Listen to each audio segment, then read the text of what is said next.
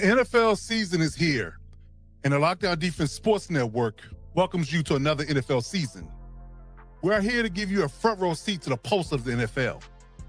Join us every Tuesday night as we break down the latest news, dissect the hottest headlines, and fire off fearless predictions that might shape the future of the league.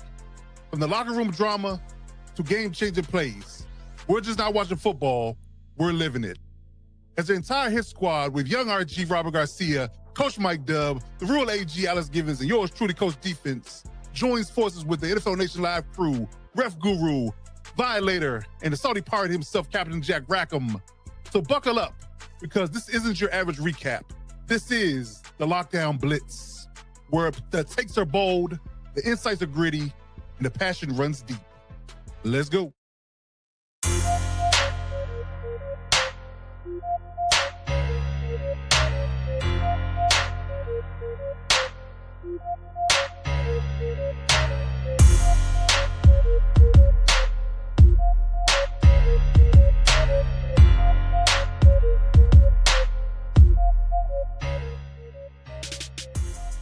To all my heavy hitters and lockdown defenders, welcome to the Lockdown Blitz.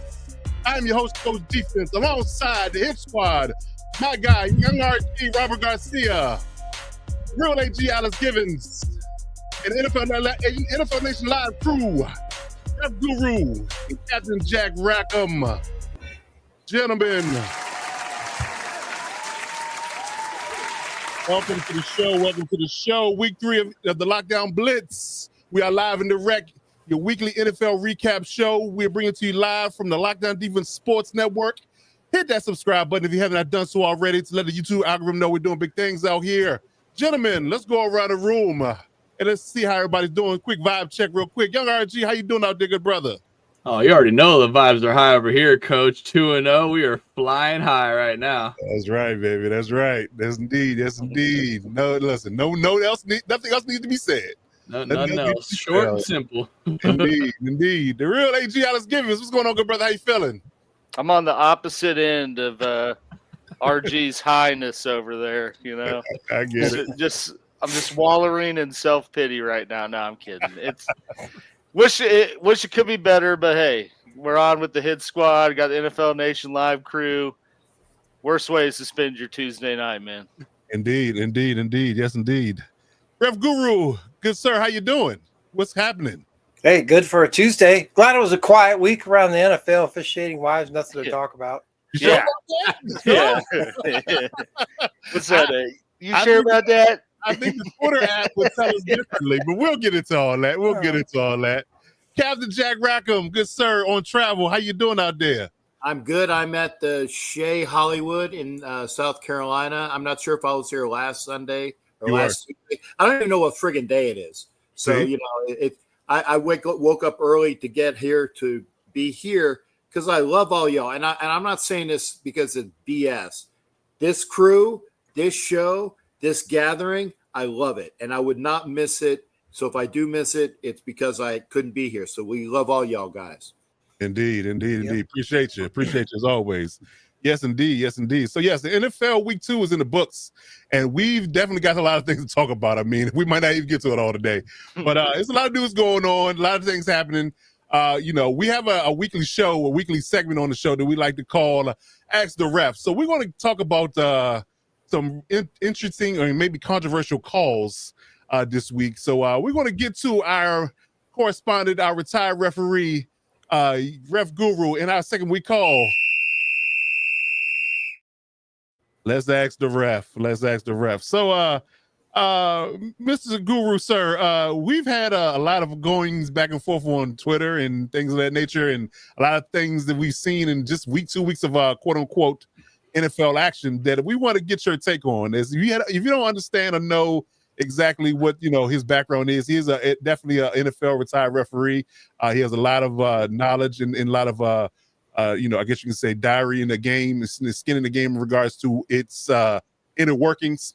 So we want to get his opinion on the lot of calls that have been happening in the NFL. Some guys have reached out to him on X and asked him certain questions and things of that nature, and a few things he wants to share. And I got a question of 2 of my own. So Yes, sir. Please have the floor and tell us exactly what's going on in the league through 2 weeks and what is your view of the landscape?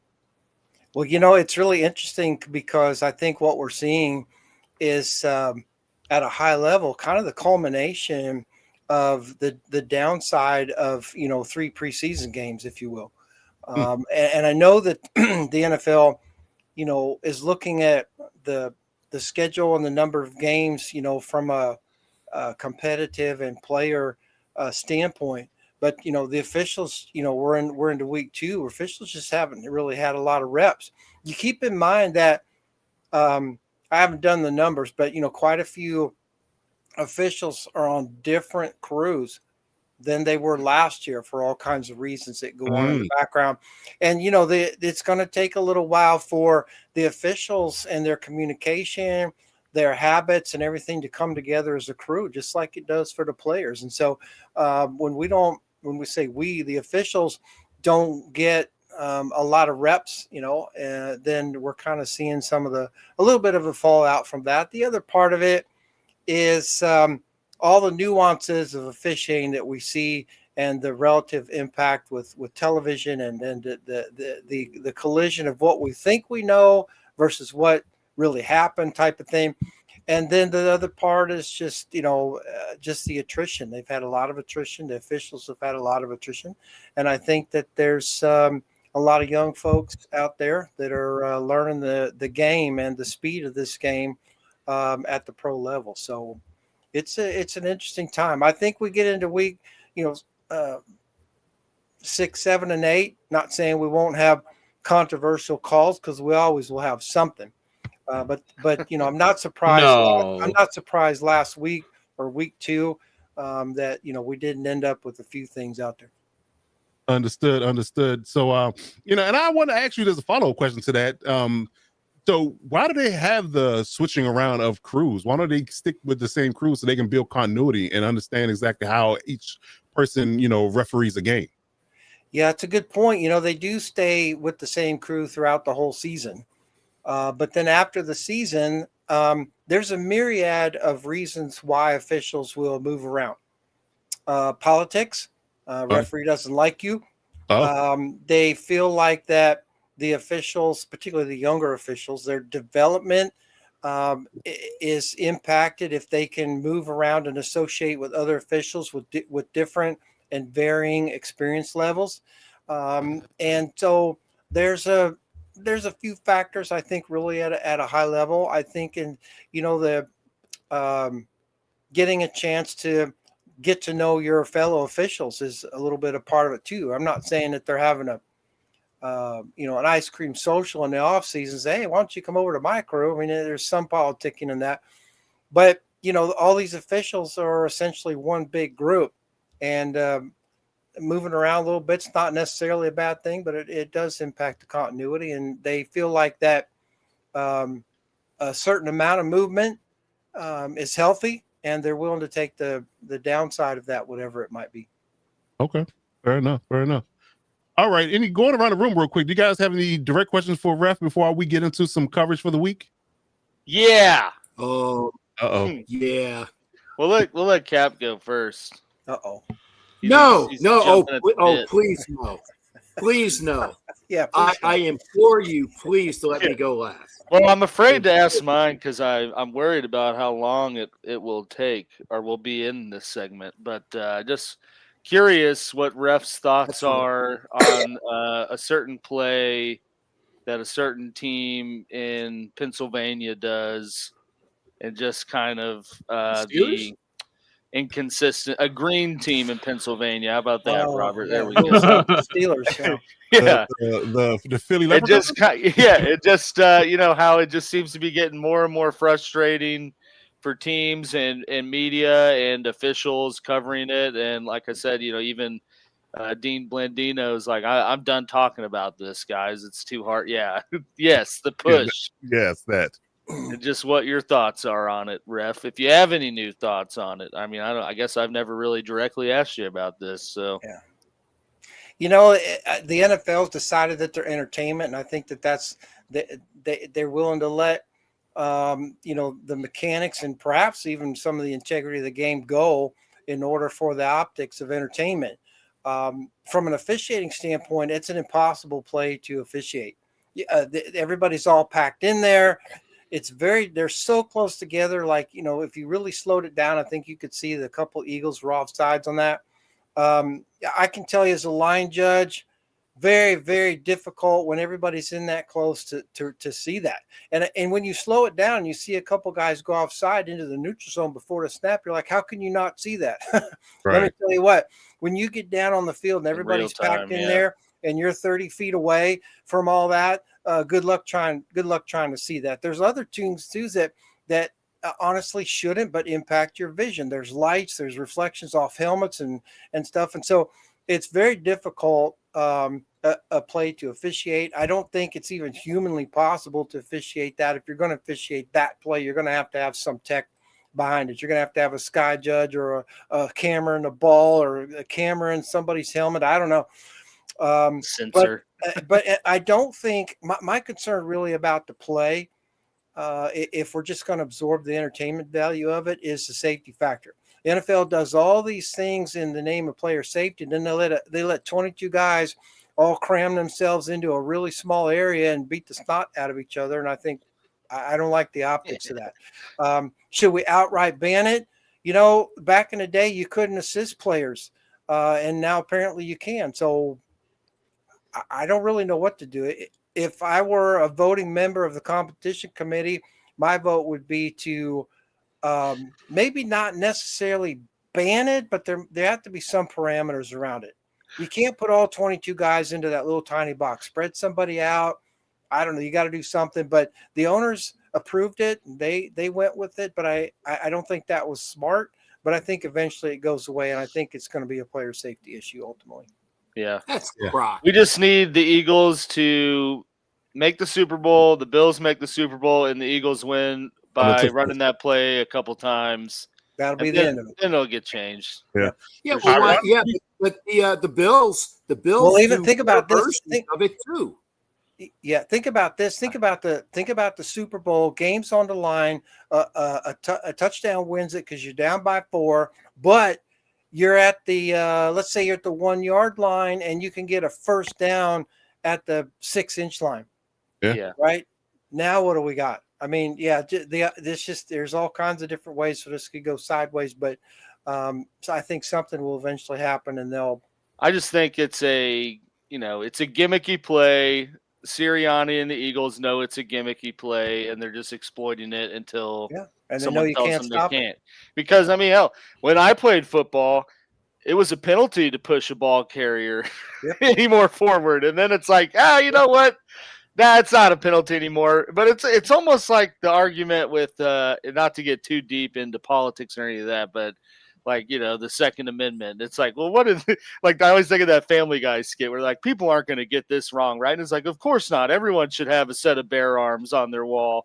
And it's like, the NFL thought, by letting players, push the ball carriers forward. I'm thinking of like that one-off with the guy getting stalled right at the goal line and the lineman nudges him over. And then it's like the Eagles just misinterpreted it to this ultimate extreme. Because I mean, my big thing is like they line up in an illegal formation almost every time doing it.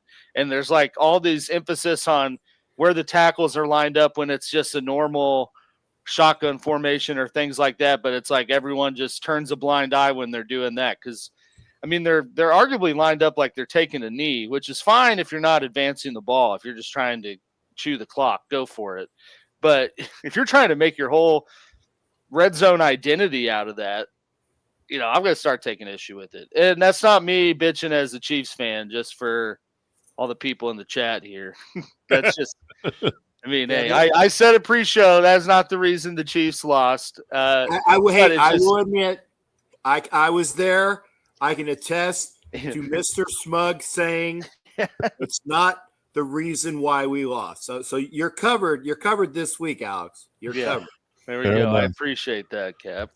Yeah, I definitely agree that based upon the fact that they, I guess you can say, use that, they didn't have a lot of offense happening in that particular game this past Sunday. So that was largely their offense. So I think that seeing that from an optics perspective, a lot of people complain about it, and it barely made it this year. So if it wasn't for Jason Kelsey coming in with the 11th hour to kind of sway the vote, it would have got banned this past Filibuster the summer. floor. Right, yeah, right. He basically pulled a senator filibuster move. So yeah. So I think that they're going to readdress it again. Either Packers or Chiefs are going to address it as far as it being banned. I think they're going to vote it out personally. So I just enjoy it while you can. So like I really say, Eagles, enjoy it while you can. If you win another Super Bowl, if you can. If not, I think it's out of here personally. But just from an optics perspective, there's so many people complaining about it at this point. Now they don't want people complaining about it to the point where it's going to affect revenue. The real crazy thing. Sorry, I'm sorry. Well, you said it. People complained about it. Okay. Right. And it was almost banned. People complained about, I don't know, a certain team last year who got a lot of calls, and they complained about it, and they were heard, right? Sorry. I'm just, low-frying fruit there, big guy. I'm going to take it. So if enough people do complain about it, it is usually heard, and things get switched. Yeah. There you go. Roberts, do you have anything to add on this particular one? Because I want to ask Ref one more question before we move on. Yeah, I honestly, I'm kind of like indifferent about the whole tush push. Personally, the thing I will kind of say that I did see the play where they're jumping early, and like that should be something that is reviewed or looked at by referees down the sideline. Just line up yourself with the ball. And the minute you see somebody move before the ball moves, I know it's probably insanely tough to track, but I'm with you guys. I think eventually it will get banned. But to Coach's point, they have this year to try to get into the ring out of it. Yeah, that's for sure. That is for sure. Okay. All right. So, Ref, I got a question about your take on roughing the passer as a whole. We've seen two quote unquote letter of the law mishaps, in my opinion, in a couple of games here where the quarterback was tackled. He was not, the whole issue with the body weight thing, right? He was the lineman or the tackler braced themselves both times. They didn't press their whole body weight on the defender, and it was still called. So what is your overall opinion on this rule in general and from a referee perspective? And do you think they're getting it right? Do you think they're getting it wrong? Are they somewhere in the middle? Where do you sit on that? Well, I think they've got it 50% wrong or 50% right, depending on who you're looking at, who the referee is and who the quarterback is. I think that quarterback. There's 100% problem in terms of the consistency. If you're a certain quarterback that nobody cares about, you probably will get pummeled, and there might be a flag. If you're some other quarterback, you probably will get a flag if they even look at him funny. And so I think that from a officiating standpoint, there's two problems here. It's not officiated consistently, but the reason why it's not officiated consistently is really two reasons. It's highly subjective call by the referee usually, because that's his key. It's the quarterback. And there's no standard. There's nobody who sat down and tried to say, not that you can ever come with all of the types of angles and hits that you're going to see, but they haven't even dropped them into four big buckets, right? Don't look at him. Don't breathe on him. Don't trip on him. Don't step on his foot. Don't cut him off at the knees. Don't push him on his back. Don't hit him in the helmet. Don't touch his face mask. Don't mess up his mascara. Whatever it is, they haven't dropped any of those into any kind of bucket so that the referees know what the standard is. So basically, if you have 17 crews and 17 referees, you got 17 different standards. Wow. So basically, of whatever referee is on that night, and most of those referees are at whatever game they're at for a reason. That's not just a random selection. Okay. The NFL knows exactly what crew they're sending to which games and why. You don't just throw them all in the hat and go, oh, gee, look, Bill Vinovich, you got the Giants this week. No, they went through the schedule and they said this crew's going here and that crew's going there, and there's a reason why. Part of it is because, everybody gets a Monday night game, everybody gets a Sunday night game, everybody gets a division game, blah, blah, blah. So they got to spread that around. But there's a reason why Vinovich was in Dallas. and that crew was in Dallas. There's a reason why Carl Sheffers was in Las Vegas last night. So there's a reason why those officials are there. But the big reason to your question, Coach, is that there's no standard, and so there's 17 standards. Wow. Well, ladies and gentlemen, you heard it here first. That is definitely news to me, and that's definitely what I wanted to hear ref breakdown, because I don't think people really get the full gamut as casual or hardcore fans from the TV perspective is what goes on inside the NFL inner workings of how they delineate referees, to put it that way. Yeah. So yeah, and who goes where is a big thing. Say it again. Go ahead, Cap. I was going to say, remember, there's one more question now. Oh, no, I'm not done. I was just driving up the point that what he's saying is very valid, and people, have to, digest the idea of what goes on and how referees are assigned and how they're delineated. So yes, absolutely. That's definitely something. So it's definitely a good information for me, and I wanted the fans out there to know for that for sure. But Cap, please, go ahead with your question. Well, first off, Brian, you pretty much had it right on the fact that Sheffers did a job versus a certain team in red last week, and then he got the double trifecta. I know that's not grammatically correct, a double trifecta, but it just seemed like in order for him to get the trifecta, he'd have to do the Chargers Donkeys game next week to do that, and I don't know if that's going to happen or not. Because I don't know if they can work like the same team back-to-back weeks. Ref would know about that. No, they cannot. Okay, well then he'll get a Chargers Donkeys game later in the year, in order to give the W to the Bolt people. So just wait, Brian. You're gonna have to wait a little bit on that one. My question is, and it actually goes with like the last question about late hits and defensive pass interference. I know you guys are just waiting. Just said, "Yep." Captain's going to ask it. I think that there was some numbers that were put out that the Sheffers crew. I don't know if it was last night or overall. How it was probably one of the worst officiated, if not the worst officiated game going. And I was there, folks. I really was. I was there, and it was horrible to watch. What?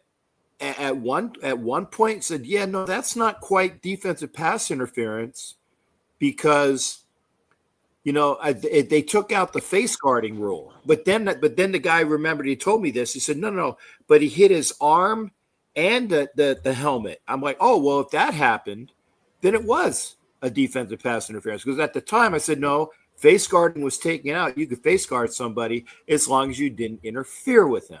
So that was the one play, and I think it was the play where it would have given the Raiders life on a third and what we needed it, and they didn't get anything out of that.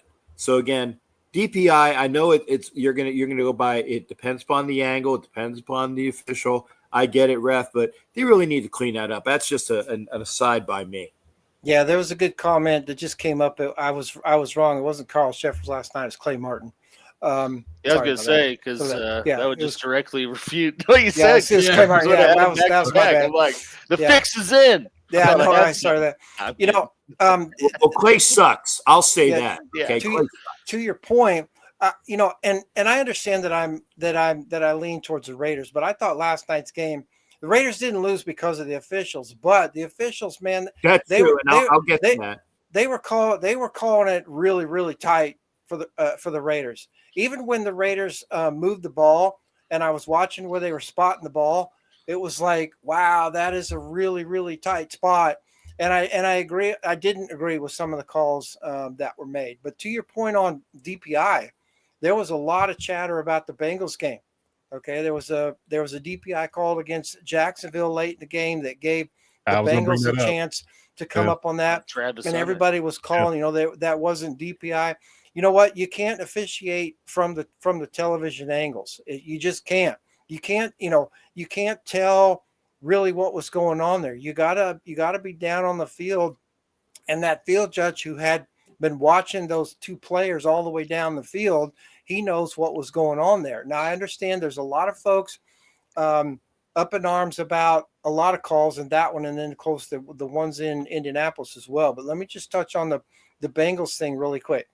You know, one of my questions to folks always is, what would have been the reaction on that particular call? Because they called DPI on Jacksonville late in the game, which gave the Bengals a chance to win it. But what would have been the reaction on that call if it had been 0-0 in the first quarter? Would the reaction have been the same, or would people have gone, well, I don't know, wasn't that big a deal, but, you know, the score is 0-0? Or was it because it was late in the game that it got a reaction? But I got to tell you that after I've just told you we really can't officiate from the television angle, the television angle would make you want to think that that was not DPI. But I got to tell you that from the field judge's perspective, that the Jacksonville player's got an arm in there. He's not watching the ball. From what I've seen on that, I wouldn't be able to argue the call that was not DPI. It might not have been, but I got to see it from another angle before I would say definitively whether it was or wasn't. But having been in that situation and seen that, I'm not. I think that's probably an okay flag. Again, I'm going to defend it based on what I saw quote on TV. But again, I don't know. But I think it was probably an okay call. But it gets a lot of attention because it's late in the fourth quarter and it impacts the game. I think you saw an impact of the game in Indianapolis, right, where Denver was called for interfering with the center guard combination there, what they call the leverage play. You know, I'm not saying there wasn't leverage, but again, I've only seen the TV angle. That was a pretty gutsy call on the part of the officials on that. I didn't see enough that I didn't see also the Colts doing that would have made me want to throw a flag on that. My guess, and based on the reaction that I looked at from the officials, was that the Colts were in the officials' ear saying, hey, they're getting honest during these kicks. We want you to watch for that. And then when you look at the play, because you got the umpire and the side judge back in there behind the defensive line, you kind of see the side judge kind of twist and look over a little bit going, hey, what do I have there? And I don't know who threw the flag, but it looks like one of those calls where they got talked into it. And again, that's just an observation from my standpoint. Whether it was a penalty or not, hard to tell because of the angles. It looks legit, but at the same time, even if it is legit, I saw some of the Colts players essentially making contact, if you will, with the Broncos players, and I think that game just got out of control. Unfortunately, I think Denver took one on the chin for that one, but I think the officials got talked into that call. Interesting. Yeah, because I actually want to go back to the Travis Hunter call real quick. The angle I saw two different angles. The one that was buzzing around Twitter was the angle from I guess you could say the field side. I had an angle from the sideline side, and you can see Travis Hunter contacting him early, right before the ball gets there.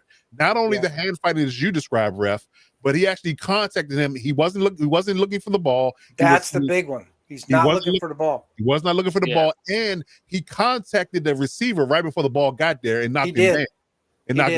So that's what made a DPI for me. So I actually think you got that call right. This ain't the Big 12 anymore, Travis. So the official there's got at least two criteria. He's got an official with an arm in there, or he's got a defensive back, what they call an arm bar, right? He's shielding the receiver from being able to get to the bar with his arm. He's not looking at the ball. If he'd have been looking back at the ball and he's got an arm in there to kind of keep a feel of where the receiver are, that one could have been touchy. But he doesn't look back maybe until like the very end. It was too late. But here's the challenge really that we've got on all sides, both offense, defense, and from the official standpoint.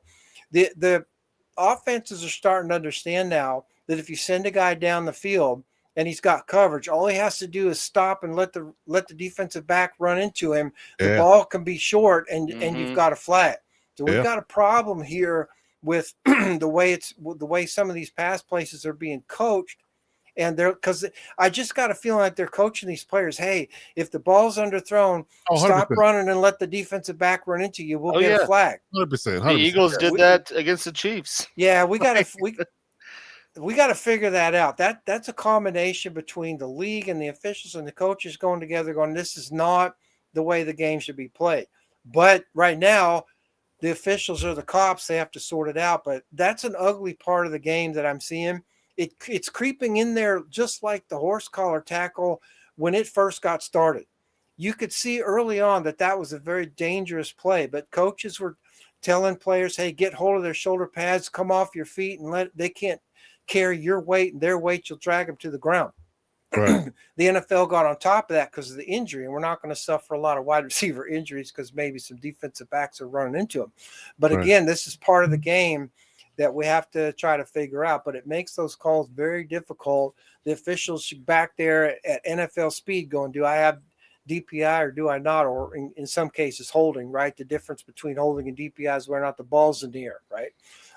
So it can be one or the other depending on what the status of the ball is. But I wouldn't want to be a field judge, side judge in today's game. And the Cincinnati Bengal game is a perfect example of why.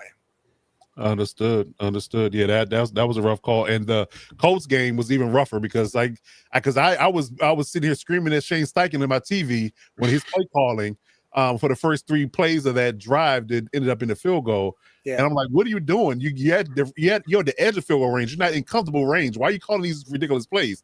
Yeah. Then you get to the point where he keeps a 60, misses it badly, and then he gets a reprieve with the leverage call. They were like playing for a 60-yard field goal, man. It was great. Right. Again, you have a nice kicker, but I mean, come on, get a guy a chance. He's not Brandon Aubrey. Coach, he was the Chiefs' emergency kicker last year, so it's like not like he was an established commodity. Like, yeah, Coach, that's a really good point that you guys are bringing up, and let me just touch on that because at a high level, the officials are charged with maintaining the integrity of the game based on the rules. And when there are all these nuances with the rules, it makes it very difficult for us to officiate at NFL speed. What do I have? And oftentimes they'll defer to a flag or no flag based on whether or not they think they've got a replay assistant or whether the plays are reviewable. Because I'll tell you what, with some of these younger officials, they're just getting caught up in the moment. And they have to make split-second decisions on what they have and what they don't have. And when you have teams that are creatively, and I'm not saying illegally, but creatively manipulating the intent of whatever rule it is because they think they found a loophole somewhere, man, they're putting the officials in a bad spot. And I would be, if I were a supervisor at NFL, I'd be going to the coaches. If you're going to do that, we're not going to tell you can't, but you need to give us a heads up that's what your game plan is, because that gives us an opportunity to get back as officials and say, okay, this coach is known for doing this or that. Here's how we're going to officiate that. When it comes up hot in a game and you got to make a game time decision based on that, not a good position to be in. You'll be second guessed by everybody, even if you were right. Yeah. Because I'm even seeing a growing trend where they're calling touchdowns, questionable touchdowns, and let the replay assist because they know they have replay. Yep. Right. Yep. Right. Yep. Yes, but do you think that's also a dangerous part of it? Because, they're just figuring, oh, well, I'll call touchdown and then, we can go to replay review. But calling, for those like true 50-50 calls, calling it a touchdown on the field, it's so hard to overturn it after that because you already have the original call on the field. So it's like you then need, it's almost like you're guilty until proven innocent. It's like, how do you, for teams, that's kind of, it's like a tough bridge there for that. It is. And so the officials have what they call when in doubt scenarios. When in doubt, is it a catch? It's not a catch. When in doubt, and so there's 2 problems with what you're saying there. The officials as a group haven't definitively come out and said as part of their mechanics, go ahead and call this if you have replay assistance. But the veteran officials know that they do, so they make that call. The other officials, the younger ones, aren't sure, so they don't. So what you get in a situation is that they have to make a call or they have to get help. You'll see them look at the back judge or the side judge to see, hey, did you see hands or feet? This is when you have new crew members, especially the younger officials. That's what happens because you've only got 3 officials back there basically on any play outside the 20-yard line that are going to be able to rule on that. Inside the 20, you're going to have some help from the line judges, but outside the 20, you're not. So then the question is, who's got hands, who's got feet? The official can't see both. So he's got to know from his back judge who's got hands, who's got feet. Did you have feet, 2 feet in, touchdown? I got a catch, or I don't have a catch. Sometimes they got to wait for a second because they got to determine whether or not there's a flag. If you have a flag on what appears to be a scoring play and the officials do not signal touchdown, you generally know that's going to be against the offense. If there's a potential scoring play and there's a flag, even though there's whistles and you see a touchdown signal, generally that's probably going to be against the defense, as the officials know what that flag is for, probably depending on where the flag is and who threw it. But I agree with you. It's very difficult, and they should not be officiating because they think they have replay, because what if the replay doesn't have the angle? So they need to be told to make the call and then sort it out. The other caveat is not all plays are reviewable. Now, scoring plays are in that case, but my contention is we're going to eliminate a lot of this nonsense if you make all plays potentially reviewable. That doesn't mean you're going to review all the plays. It just means that if we need to, we can. This whole nonsense of, well, this play is reviewable, this play isn't, that's ridiculous. Why you have 50% of the game not reviewable and other plays you do, that doesn't make any sense. If you're going to give the officials help, give it to them 100%, then all these what-if calls are going to go away. Yeah, I like it. I agree with that. They should do that in the preseason. Well, yeah, but they don't. Just see how much it impacts the game time, because I bet it doesn't. Right. You know, it doesn't, well, that was their thing. It's like, well, if we review all the plays, it'll stop the game. No, it won't. That's what they're doing now. What they're trying to needle this in there by saying, oh, we have replay assist. So they're saying, oh, within 20 seconds, if replay can clean something up, they'll do that. You got a 40-second clock. Why are they being pushed to 20 seconds? I mean, if there's a hurry-up offense, well, then you can't fix it, right? But basically, on a normal set of plays, when the play's over, official raises his hand. That tells the game clock guy to restart the clock. So unless you have a timeout, it's 40-second clock. If you have timeout or injury, sometimes 25 seconds. But so why do they only have 20 seconds for replay assist? Some of their stuff that they do up there in New York just baffles me to no end, because I'm thinking you're not making anything better. You're just around with stuff and you don't just even know why trying to say you're attacking it, but not really. It's like we're treating all the symptoms, but we're not finding a cure for the disease. If that's how it goes to, I could totally see the Eagles like, fine, we're just going to run no huddle offense the whole time. Yeah. Good luck looking at my plays. Exactly. I already snapped another one. Right. And do you exactly? But do you blame the coaches for avoiding those nuances? I don't. No, I mean. So now the officials are like, gee, how are we going to officiate this? And so then you go through all that, and you go through all these crew changes and assignments, and you have we've got some of the out of all the years they've been doing this, I think this year we've got probably the youngest set of officials per capita that we've had in a long time. So, they've said, well, we're 98% correct. Well, that 2% is pretty big when you think about it. Also a lot of games, that's for sure. Yeah, just South Jaguars. Yeah. I was going to say, and I know this from Ref when we were doing NFL Nation Live. When the NFL gets caught up in a controversial thing, and I'm going to start to the last time the Raiders were in the playoffs. I know some people were not alive back then. Okay, I get that. Hey, you were in the playoffs not too long ago. Thank you, Robert. I appreciate that, because I'm going right back to the Cincinnati game where Jerome Boger's crew screwed up so bad that everybody just went ballistic over, and the NFL said, you know what? You're right. None of those officials will be working next week. That was their last playoff game. What people didn't realize was that because it was that round of the playoffs, they weren't working that next week anyway, but they don't bother to tell you that. You need to know these things. The bigger issue on that Bengals playoff game with Boger's crew and the cover-up was the official that blew the inadvertent whistle was doing his last game, and they didn't want him to go out with any controversy. They wanted to retire him quietly, and that's exactly what they did. If it cost the Raiders the playoffs, so be it. It was awful. That's crazy. Yeah. Damn. Brutal. Man. I don't forget. The Raiders got shafted in the playoffs. Wow.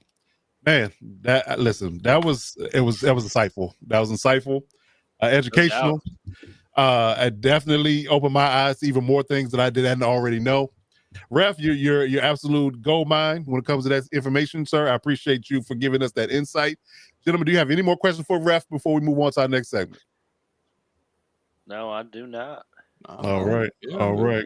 Ref, Thank you. I appreciate it. Are you gonna take your leave at this point? Yeah, I will. I'll wait for your break, and then I'll see you all next week. But hit me up if you got anything. I'll help you out. Absolutely. I will do Ref. that. Ladies and gentlemen, Ref Guru. Thank you. Appreciate your support. Not a problem. Appreciate you as always. So, moving on down the line, let's get into Hit Squad headlines. Hit Squad headlines. All right. So, man, it's kind of hard to top that referee segment. We're gonna try. So let's talk about headlines this week. There's a lot of things going on in the NFL in regards to quarterbacks for sure. Injuries galore. The biggest one is Joe Burrow. So I want to go around the room and talk about Joe Burrow's injury. It's a lot of nuance in this regard. I mean, we can talk all day about his lack of support, his inability to be protected, his injury history. Is he frail in his own right? We don't know.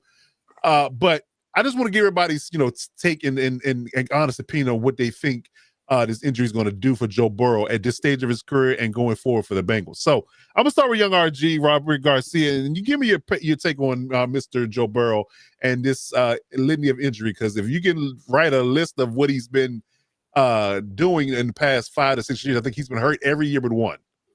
Yeah, every year, and it's been a different injury to a different part of his body every time as well. Yes. You have the turf toe right now. Wrist. The wrist, and I think was it a broken ankle? I think it was, or something like that. Some kind of broken bone, if I could remember. I thought he had something in his leg, if I'm not mistaken. The broken house injury. Remember that? 'Cause that was. Oh, come on, guy. That was so easy. That was good. Here, I'm looking it up right now, Robert. All right. He had it's college. We don't care. Torn ACL, PCL, MCL, and meniscus. So that was year one. That was the gambit. Yep. Total knee blowout. That's always good. So dislocated finger. Yeah. MCL sprain, calf strain, torn wrist ligament. Heart bone and the heart and then turf toe. Yeah, so literally all over. Yeah. Ding bone and the ding bone damn bone. To Brian's point, quite literally, yeah. I mean, that's what's happening right now. And to what Coach was saying earlier, you could put it as, Burrow, was injured in college. So if you come into the league injured, you're going to stay injured. You could point it to the Bengals front office and their inability and maybe their downright just disregardance of trying to address an O-line for him. But at the end of the day, this league is a harsh, brutal game, and guys will get hurt every week. That's the way it goes. And unfortunately, there are just some guys who their bodies either don't heal as well, or, after that first initial injury, they're quite, literally never the same. I will say on a side note, I am happy, of course, that Joe did get his money. He deserves it. So obviously in that regard, he is taken care of. But as far as his football career goes, man, the division he plays in, the AFC North, is that in and of itself is such a brutal division. I'd consider it probably one of the more violent divisions in the NFL. And I know we've kind of gotten away from that a little bit, as the rule changes have come into effect, protecting the quarterback. But there's only so much you can do with protecting the quarterback. And yeah, you could throw a flag on it, but that doesn't necessarily take away the injury that has already occurred. So this is all to say, Bengals fans, I'm sorry. Your season's done. I think you pretty much already knew that when the injury was announced and when it was said that he was going to be gone for 3 months. You're 2-0. You beat that stigma, but at what cost? Yeah. Wow. Yeah. What it cost. At what cost? Yeah, there you go. And what did it cost? Everything. That's it. Everything. Everything. I like that. We might have to post that on Twitter. Oh, Alex. Did we finally win the opening? Did we start the season hot? Yes. What it cost? Everything. Everything. There you go. There you go. Okay. Captain Jack, what is your take on the Joe Burrow injury, and what is this going to mean for the Bengals going forward? Well, actually, I'm going to tie some of the Joe Burrow injury into those hot takes things later on. So I'm not going to get too far into it, but I mean, here it is. I mean, it was just said, and I'm going to try to I'm sorry. You know, I'm friggin' verbose, but it just goes without saying. If you're tagging all of your luck and worries and anticipation on an offense that who's strapping you for cap for hell, and you can't keep them on the field, then obviously your GM office is AFU. If you don't know what AFU is, please look it up. I'm not going to give you what it is. But again, so Joe Burrow's out for 3 months. Confirmed. Yeah. Wow. Okay. Yikes. Good to see you, though. I like that. That was good. That was good. Send them off. Exactly. You're right. Send them to the pasture. There you go. Yeah, just don't make glue out of them. That's all you say. Yeah, put a bullet in them. Oh no, you can't do that. That would just be like, no, I'm not going to make any Second Amendment bullet jokes here. Please no. Not this we like going on air every week. We like that. We don't want. Not even I can screw up the show like that. Let's put it that way. All right, Real AG, Alex Gillen, what you got on this topic? Yeah, I mean, I guess to piggyback off of what Young RG said and BC in the chat, I mean, it's called the NFL not for long for a reason. And, I mean, injury concerns are always going to be a thing. But, I mean, in my experience as a player and just as a fan, I mean, once they start to pile up and you hit that, close to 30 mark or past it, I mean, there's not a whole lot of room for confidence in them returning into the player they were pre-injury and that being any kind of long-term sustained thing. So, I think we got to have serious concern if you're a Bengals fan or just a fan of good quarterback play as to what Joe Burrow will look like coming back from this injury. I agree. I think the Bengals season is done. I mean, I think the Bengals know that at this point, unless they somehow can get whatever they can out of Jake Browning and that first stay remotely close. But yeah, but then the other thing is to me, I mean, this is the bed that the Bengals and Joe Burrow to a degree made, and they got to lay in it. I mean, Bengals made this bed by spending approximately, just in case someone in the chat wants to get snippy with me, 90% of their cap on 3 players, none of which are blocking for the guy throwing the ball. Yeah. And then, you see, I mean, week 1, we saw Myles Garrett just tee off on him. And it's like, hey, he can't take this for much longer. Yeah, he couldn't take it for a whole nother game. I mean, at that point. One more week. And like I said, it's a bed that Burrow made too, because, this is the type of comment I've heard Brady make. I've heard other players make, but, Burrow partially made this bed too by insisting he be the highest paid QB, which, like, to RG's point, yeah, go get your bag when you can, but there has to be a fine line of like, okay, do I want to be the highest paid player or do I want to be a really good paid player on a championship caliber team? And, it's a weighing of the options there, but you've seen, Tom Brady do it. Mahomes is constantly taking less money, restructures his money to get people around him. And those are those championship type moves. Burrow just rode off of the fact of like, hey, I got you guys to a Super Bowl in this rookie deal. Pay me what I'm worth. I don't care if you have nothing else to pay around me.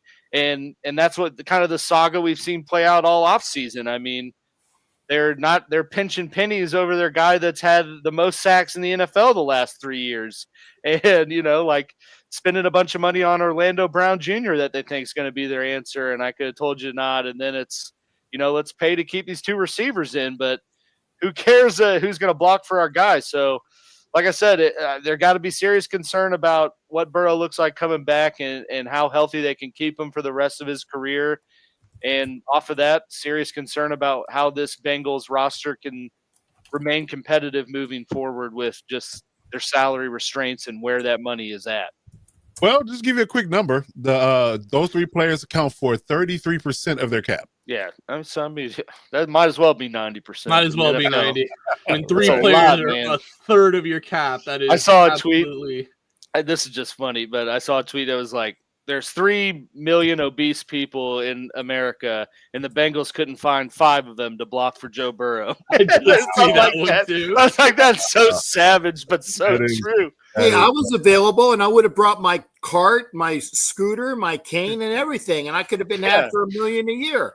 Yeah, right. But it's but like I said, that's the bed that they all made. So to your point about the Twitter meme with that, I still remember the one that got put out before that Jamar Chase draft, and it's like Jamar throwing to Burrow throwing to Jamar Chase on his back, Burrow throwing to anybody with who was it? Sewell, Sewell. Yeah. He's like, I got this. This is what happens, Bengals fans. We tried to warn you. Right. Yeah, there was actually discussing that on some sports talk radio show I was listening to, and they were saying that let's just do full-on hindsight here and looking back at it. The Bengals should have taken Penei Sewell with that pick instead of taking Jamar Chase. And you had a stalwart left tackle to block for him for his entire career. Oh, and they could have had, instead of taking Jamar in that situation, they could have had Nico Collins and Amon-Ra St. Brown in later part of that draft. And they had 2 good receivers. Still, on top of the fact and having a stalwart left tackle. So, yeah, I mean, hindsight is always 20/20, but I'm also seeing a growing trend about how, quote unquote, I guess you can say GMs are opting for weapons over protection. They're doing a lot of, flashy things, especially in Miami. Like he drafts a running back and a wide receiver practically every year and don't bother to draft linemen with a slow, immobile quarterback in Tua Tagovailoa. So I'm feeling like, people are going that route and it needs to be dialed back, because if your quarterback, much to the point we talk about Joe Burrow and a few others, J.J. McCarthy and a few other guys that are hurt now, Justin Fields and concussion protocol and so forth, you have to look at it from a perspective of, yeah, it's nice to put up numbers and nice to have weapons and nice shiny cars, but if you got a garage to put it in, what's like being in that government housing with the Bugatti out front, Right, you're right. Like, they got the Lambo with its car tent over it. Just to drive it home, Coach, I just kind of quickly looked at their draft classes here just throughout 2020s, so the Joe Burrow era. They have spent 2 picks in the top 4 rounds on offensive linemen. See what I'm saying? One of them being Mims, who was like the most ass project tackle possible. Right. Did you say ass? Oh my goodness! Ass. Yes. As. Oh, that's how bad. Yeah. ACZ. ACZ. As. Okay. I'm sorry. My hearing's bad. I'm old. There you go. So let me ask this question before we move on to the next topic. So do you believe that based upon when Joe Burrow comes back, and we're talking December, right? So there'll be essentially, 2/3 of the season will be done.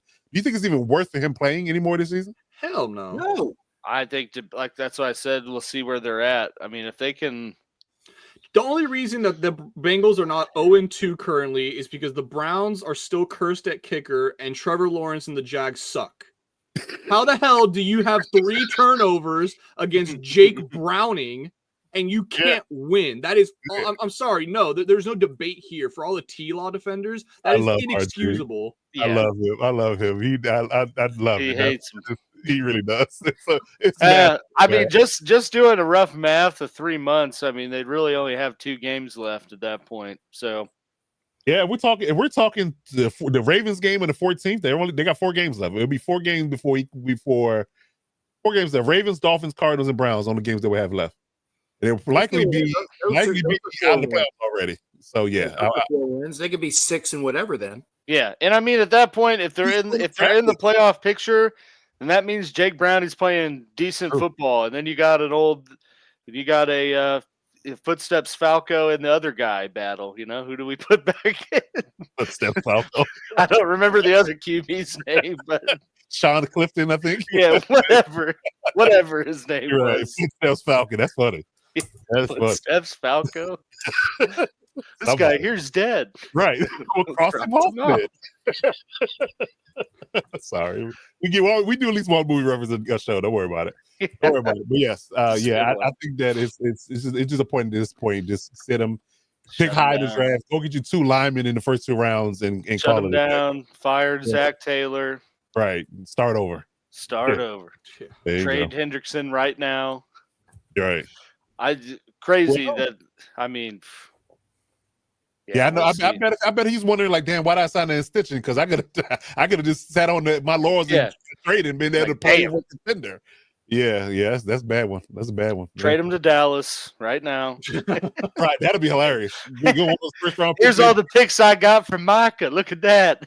I turned it into Trey. Oh, that's hilarious. Oh man. Oh, that's good stuff. Yeah, yes indeed. Well, speaking of injured quarterbacks, let's talk about JJ McCarthy.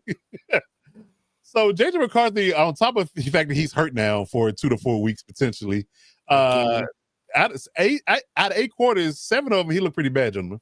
So, and I was I want to say arguing, but I was discussing earlier at work in regards to Kevin O'Connell's genius, right? And I think we both came to the consensus that if you can't play quarterback for Kevin O'Connell, you can't play quarterback. So, do we think that at this point, with a 2-game sample size, that it might be fool's gold for JJ McCarthy? I'll start with you, young RG. What do you think about JJ McCarthy's performances in the first 2 weeks?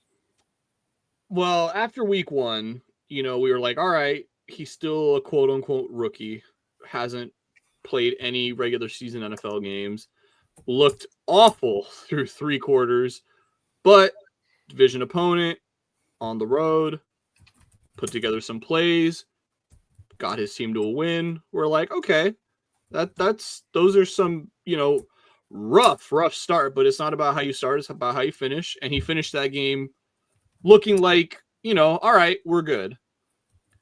And then this week happened. Yeah. And the Bears got 52 dropped on their heads. Yeah. And JJ McCarthy got rocked by a very formidable Falcons defense.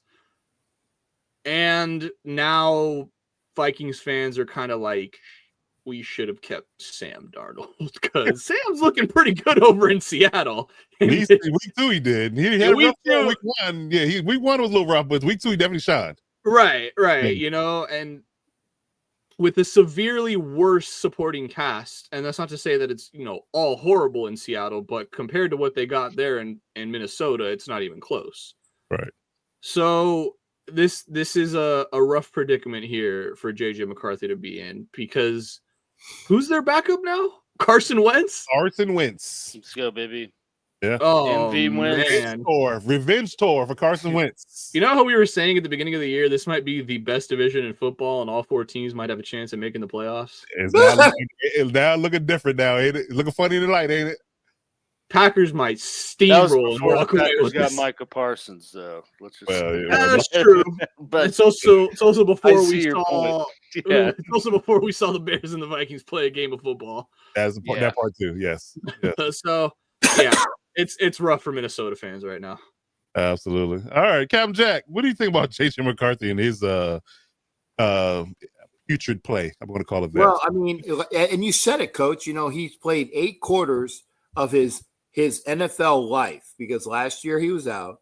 Right. He played 8 quarters, and if it wasn't for the 4th quarter against the Bears, where he lit it up, he's trash. But again, all of these people folks, it's week 2. Yeah. Jesus Christ, man. Take a chill pill, a Valium, a Xanax, whatever your flavor of chilling out is. Viagra. Oh, that's wrong medicine. Whatever. That'll chill you out. That heats you up. Dust, makes it worthwhile. whatever you're into. I'm just saying. And there are a lot. There's 17 games. Well, not for him, because he's gonna be hurt for 3 or 4 of them. Yeah, Probably. there's about 12 for him. Yeah. Well, okay, but I'm saying for people to just there's 15 more games in the season for each and every team. And I'll get with it on the hot takes, some things about that. It's early. But, it's funny that you have Carson. You have to figure out who the backup quarterbacks are. Because it's like, who is the backup? Browning. with the Bengals, Carson Wentz with the Vikings. And, and we had to look at it, Mariota for the Commanders / Redskins / whoever, makes things different. You got to see who those backups are and how they fit the team. Agreed. Good point. Great point. Great point. Okay. All right, AG, what you got on JJ McCarthy? Yeah, man. I'll say for a lot of these second-year QBs, it hasn't really outside of one in New England, there hasn't been a whole lot of seeing considerable growth from year one to year two. I think that there should be some expected step back for the Vikings if you're a Vikings fan, knowing like, hey, we're moving on from a somewhat established QB who's been in several NFL systems, has familiarity with our head coach, like to a guy that is coming from, was kind of a game manager at Michigan. And yeah, well, I was trying to be nice. So I think Vikings fans were a little spoiled with how last year went. And, I don't think we're objectively looking at how their season can start. I still think that there's room to have confidence in JJ McCarthy, especially with the supporting cast he has. And I think some of it too is they're trying to figure out what they can and can't do with their quarterback. Cause the week one game, I'm like, it just didn't even seem like they were trying to scheme things up to make him comfortable or like what he's good at from what you saw at Michigan. And then you get to this Falcons game and it's some of the same on top of, they just weren't blocking for him. He got sacked 6 times. Yeah. And now it comes out after that they're in this day and age, who knows how if any of it's true or not. But there was stuff I've seen coming out after the game that O'Connell was considering pulling him, and Jefferson told him not to, because if you do that, you can't come back from that. So then it's like, part of me is wondering, like, well, is he really like this messed up to this ankle sprain would make him miss games, or are they thinking like, here's a prime opportunity for you to be out for a little bit? It's not, guys, as we're pulling you so you can kind of regather yourself and you come back after the bye, recharged and ready to go. Yes. I don't know. But yeah, I think there's still room to have confidence in McCarthy. And like I said, I think Vikings fans are just a little spoiled with how last year went. Because, quite arguably, last year should have not gone the way that it did, because the guy they were planning to be their starting QB got hurt and they threw Sam Darnold out there and it just happened to work. But that's not a recipe for success. Like, that's not a model NFL teams are following. So I think just going into this year, Vikings fans are a little, like I said, just a little unrealistic at how they thought the start of the season would go, especially with just how competitive their division is. But out of some of these other sophomore QBs, I have more confidence in JJ than the other ones figuring it out. Okay. Well, that's a little bit of a hot take, because that draft class was stacked. I think Michael Penix is looking pretty good, from my opinion. Hey, yep. Thanks, Coach. I was going to say that. Yeah. So, but yeah, of course, Jaden Daniels. He's hurt right now. Maybe not going to play on Sunday against the Raiders. But outside of that, I think that Caleb still got some figuring out to do. So Drake May. Bo Nix is looking a little bit of a taking a little bit of a regression step, but yeah, we'll see how things flow. But I guess I should have said it was with you guys, of a wait and see perspective, but this is what is kind of curious to me, is that if Carson Wentz, because again, I just started off the segment by saying that Kevin O'Donnell gets the best out of his quarterbacks. Hell, he ran Jaron Hall and Josh Dobbs and Kirk Cousins and a myriad of other quarterbacks out there and still won games a couple of years ago, right? So if Carson Wentz hypothetically does well in these next 2 to 4 games, right, do you have a quarterback controversy on your hands? Do you use that time to air quote, especially if they go 4-0? Do you use that time to kind of let JJ sit, gather himself, kind of did what Bryce Young and David Canales did last year, kind of gather himself and let him get it together, and then when it's time to put him back out there, you feel confident in it, do you do it then? Is it about winning now, or are you building? What is Kevin O'Connell's mindset? That's something to probably kind of think about in regards to what's going to happen in the next 2 to 4 weeks. So I'm interested to see what's going to happen, but I think you need to give them time. I think they everybody has this microwave mentality of these quarterbacks got to be great now, and it just doesn't happen that way. It's a lot of differences in the nuances of the NFL versus college and high school. That's for me speaking from personal experience. Hey, Coach, wasn't it the old adage that you don't lose your job due to an injury? That used to be it. That used to be, but some people have lost their job due to injury. Some people had their whole career taken over somewhat from an injury. No, not their whole career. Carson Wentz lost a job due to injury. Right. Tyrod Taylor got stabbed in the lung by a doctor, and he lost If we're going to Wally Pip people, if we're going to, dare I say, Tom Brady people. Wally Pip? Remember Wally Pip? Tom Brady got it. You know Wally Pip's story? I don't. He played first base for the Yankees until he was out one day, and then Lou Gehrig's spot. Came in and never left until he was the Iron Man himself. Never left. Nice. Come on, Coach. You know I'm going to get knowledge. I'm sorry. I'm not a big baseball guy. And Bill Belichick also told that to Wes Welker after Edelman returned to punt or something. He's like, "Ever heard of Wally Pip?" Oh wow, that's funny. On the sideline. That's funny. That is funny. Belichick is a savage for sure. Hey, RG, did you know who Wally Pip was? I got to ask. I did not know before you had just mentioned that. I'm a baseball guy, Cap. So yeah, I get it, but that's an important person to know. It is. I know it now. I'm gonna have that one stored in the back of my mind. You got Wally Pip because I didn't know who that Wally Pip was either. I'm first baseman, 1911 Yankees. Look it up, dude. Wow. Thank you, Alex. 6 homers. Fun fact of the day. Beat his wife 3 times. You learn something new every day. Hey, whoa. Easy. Okay, good stuff. But yeah, I'm curious to see what happens with Carson Wentz and the Vikings going forward, and what's going to happen to JJ once he is healthy and upright. And I think somebody mentioned that is it a real injury or is it a ruse? That's gonna be interesting too. Yeah, that's gonna be interesting too. And they put Aaron Jones on the IR too. Yeah, I saw that. RJ, do you remember real quick? Do you remember the asinine takes people had about trading for JJ McCarthy a couple of years ago? Oh my God! For Justin Herbert of all people. Well, that's just because that was your coach's guy in college. I mean, that's the only reason they made that. Yeah, how you feel about that now? Yeah, I think that even then at the time that argument was so stupid because it's like if he wanted to coach JJ McCarthy, he would have just gone to one of those teams. He would have gone to the Falcons and drafted him. Like that's literally what would have happened.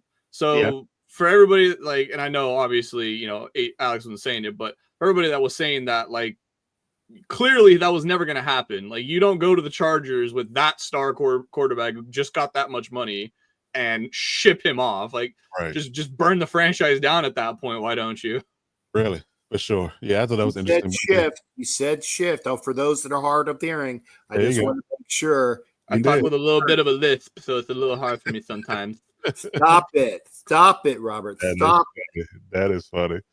All right, so let's move on down the line. Let's talk about some teams that have gotten off to some rough starts. Let's talk about some teams that have entered into the danger zone. I think that's a song. They're from Top Gun. Kenny Loggins. There you go. Hey, there you go. Hooking it up for the Navy guy there. There you go. Appreciate that. There you go. So some teams into the danger zone in 2025 and starting off 0-2. Now, it's not as much of a taboo conversation now as it used to be with 16 games. 17 games is a little bit different, but used to be teams that started 0-2 in a 16-game season very rarely, if ever, made the playoffs. It's like 12%. Yeah, I got this stat for you, Coach, because since 2000, the year 2000, there's been 209 teams to start the season 0-2, and only 22 of them have gone on to make the playoffs. Wow! And since the Super Bowl era of the 451 teams that started 0-2, only 4 of them have made the Super Bowl. So wow. Do you know who those 4 are, or did your stats not go that far? Oh, all right, that's where I stopped. That's where it stops. He's trying to be teacher's pet, getting all of these stats for the show. I might have had them for a certain coverage of my own team who might fit into this category. I'm surprised you're not throwing that in my face right now. Right. When you got that quarterback, it's hard to say you're doomed, even at 0-2. Yeah, I know. So real quick, I will go around the room again and we'll talk about these 0-2 teams. So I'm going to list them real quick. We've got the Jets are 0-2, the Dolphins, the Cleveland Browns, the Houston Texans, the Tennessee Titans, the Kansas City Chiefs, the New York Giants, the Chicago Bears, the New Orleans Saints, and the Carolina Panthers are all 0-2. So out of those teams, who do you think is in the most danger in regards to the starting 0-2 to, maybe or maybe not revitalize their season? I'm gonna start with Alex because I'm sure he is the chomping at the bit to talk about this topic. So, oh yeah, who do you think is in that list of teams that's in the most danger of the season going into the toilets? I mean, I'd argue and say all of them not named the Chiefs or Texans. Stop it! You're taking my stuff. Okay, sorry. I figured you would say my team would be screwed. No. Shut up. But yeah, I mean, I think the Saints are just continuing what their game plan was per young RG's inside all off season. I don't see the Panthers really turning it around. Bears, I don't see turning around. I mean, all those teams have significant questions outside of the two I mentioned to start it off. So, I think those are the rest of those squads are right where we kind of thought they would be at this point of the season, or just outlook of the season as a whole. And, the Texans and the Chiefs are probably maybe not for you guys because of your internal biases, but they're Never. But the Chiefs and Texans are certainly in uncharted waters from probably where people just thought they would be to start the year. But that being said, for the Chiefs, they have a tough schedule. They had a tough opener, tough week 2. Some of these other teams did not have tough schedules and still looked bad. So bad. Just bad. Bad.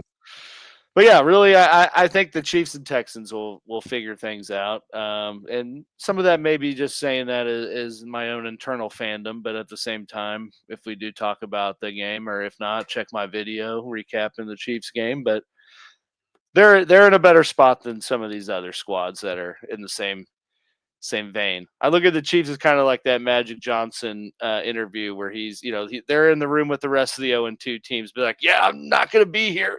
That's cool. What are you going to do with your high draft pick? I'm not going to be here. You're on fire today. I got to give you credit. You're on fire today. You ate your Wheaties this morning or something. Something happened good for you. Yes, indeed. All right. So, Captain Jack, what is your take on these 0-2 teams? Who do you think is in the most danger? Actually, and you read the list out, and I'm trying to listen, and you said Texans, Titans, Chiefs, and there was another team there. There Bears. were 4 teams. What? Bears. No. They're Dolphins, Jets. Dolphins, No, Jets. they're toast. Giants. They're toast. Panthers. They're toast. Saints. Yeah, no, they're toast. That's it. That's all the team. The rest of them are Apologies. butter and toast. I misremembered as the great gentleman. Never mind. It's a baseball reference. You won't get it. The 3 that you don't have to worry about that should make a solid bounce back is Texans, Titans, and Chiefs. I mean, the other guys, Titans. What? They Texans, Titans, and Chiefs. Okay, they don't suck. They don't suck.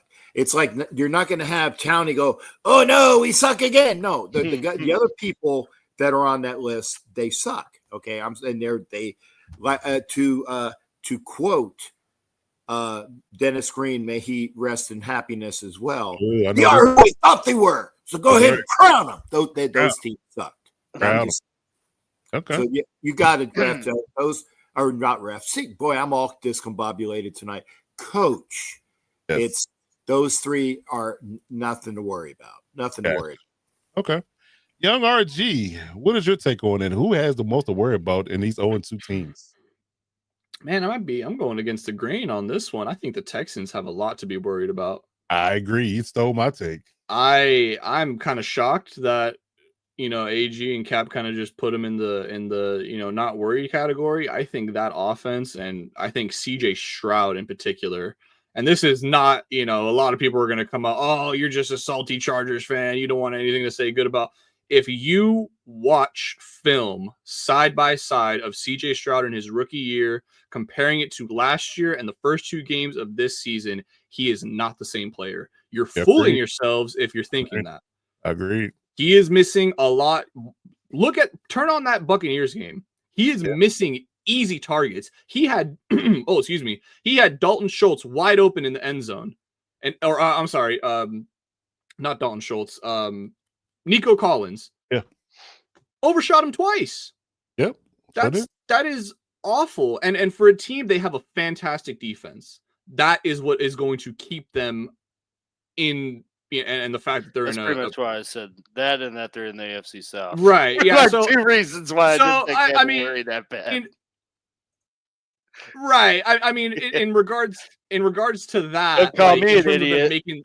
Well, I mean, yeah. I was gonna say, look at the division, schmuck. Okay, they're the Colts are 2-0. Hey, Danny Dimes is second in the passing yards category. All right, they look pretty damn good. No, Daniel Dimes, Danny Dimes, Indiana Jones. No, look. Yeah, but on the real, you'll be done in the next segment for the hot takes. Keep it going. On the real, I like, as far they can win 9-10 games, like, but I feel like CJ Stroud and DeMeco Ryans, they're in that point in their careers now where simply making the playoffs isn't enough. Like, you have to go further in the playoffs. They haven't been further than the divisional round. Now, obviously, it's still a very young career for Stroud. I'm not saying that he can't do it, but that is the next step that needs to be taken. And this team, for right now, what I'm seeing does not look like they've taken a step forward towards that. It looks like they've taken a step back, actually. And so they may be good wins wise, but as far as what they were expecting and what, maybe their fans expected of them, I think they are going to fall short of that. Yeah, I agree, because it's not only the fact that they're playing bad offensively. CJ Stroud does not look good mechanically. His footwork is bad. He's throwing off the wrong foot. Like I said, and that's causing a lot of inaccurate throws. And I think it's really boiling down to the idea. If you're taking his 3 years of his career so far, he trusted his O-line in year 1 completely, and that's why he had a lot of success. He didn't trust anybody outside of Larry Tunsil last year. And what did they do? Ship Larry Tunsil out. And now he doesn't trust his O-line at all, which is making him have Happy Feet in the pocket, in all honesty. They shipped the pot smoking gas mask tackle out? They did. Yeah. Oh my goodness. They traded no, I just wanted to drop the reference of the gas mask wearing tackle. That's his legend. Draft legend. Yeah. Yeah, there you go. So yeah, I think that's the biggest issue with when it comes down to the Texans and their ability to, one, they can't run a ball for anything. That's problem number one, which they hung their hat on that in the past 3 years. Giving CJ a strong running game and him allowing to pass and do intricate things off of their run game.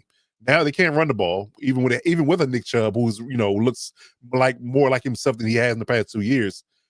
And the fact that they got all these receivers out there, even minus Christian Kirk and minus Tank Dell, they still got a bunch of weapons, including good tight end, and they still can't seem to move the ball. I really think the Texans are really, looking, down the barrel of the idea that they could, if they do make the playoffs, just by virtue of having a bad division, they're going to get out in the first round by anybody that's a playoff team. And I'm looking at their schedule, and like, they got the Ravens in a couple of weeks after 2 divisional games. Seahawks gonna give them a go. 49ers look good. Broncos defense is gonna give them problems. The Bills down the line on the 20th of November. Yeah, that's a big one. They have the Chiefs the week after the Colts game, and they got the Chargers second to the last game of the season. So yeah, it's not gonna be easy. It's not gonna be easy if they're gonna be playing football this well, in my opinion. But yeah, I think the Texans are really the ones that should be sounding an alarm at this point. A serious team that have good talent that should be winning football games at this point. They're not. Side note for me, I'm disappointed in the Bears and the Panthers, because I had high hopes they would turn the corner, but they're not. But but I would definitely put the Texans higher on the list of panic for me than those 2 teams. I will. Oh, sorry. Go ahead, Kyle. I apologize. I said, I think the operative word for me, and maybe it's because I'm into semantics like the lawyer is doomed. doomed. When you throw out a word like doomed, you know, just saying that word just says, oh, you have no chance in hell. You're going to have a crappy season. You're going to be below 500. So semantically is why I said that the teams that I listed, they're not doomed. And again, I just for all people out there as to why I took the take I took. I know that's hard. I like it. That's good. That's a good explanation, Cal. I like that. I will very, very quickly. I just want to say regarding the Texans as well that this was kind of the thought of them last season about how, you know, they're going to win that division by default. There'll be a first round knockout in the playoffs. And the only reason they weren't is because they went up against the one team in which their biggest weakness completely overpowered the team's greatest weakness. Greatest strength. Yes, thank you. Correct. Exactly. Their greatest strength overpowered the team's greatest weakness. And they just had a great matchup. But, you know, the questions surrounding the Texans have been there for a bit. And if they continue on this track, obviously I think they pick it up a bit, but they continue on this route, it's not going to be looking good. Does he have a new OC? Stroud? Yeah, Bobby Slowett. Yes. Yep. Oh yeah, last year. He was with them last year, right? Yep. Yep. Because I wonder what too is some of it is like, because I agree. I mean, there is a stark difference from how he looked his rookie year to now, and even last year, but it's been going down every year. And I wonder how much of it is like, one, changing the coordinator, but two, like his rookie year, I'm sure the offense was way more dumbed down. Like he didn't have freedom to do stuff that he probably has now. And so I just kind of wonder, like, I wonder how much of that is just, how much of it falls directly to Stroud. Like this, they gave him all this freedom to do all this stuff and he just can't analyze it that way or not. You know, I don't, it's interesting though.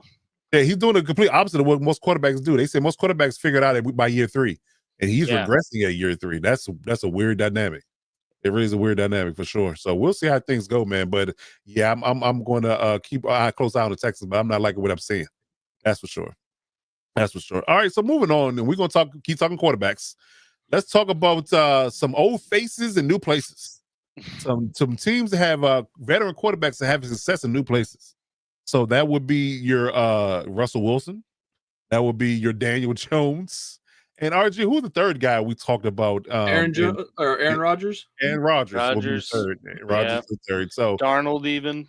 And Cap, Cap waved his hand at Aaron Rodgers. So I'm gonna let you go first, Cap. So what do you think about that particular list of folks? And you know, who do you think is going to have the most sustained success in their new place?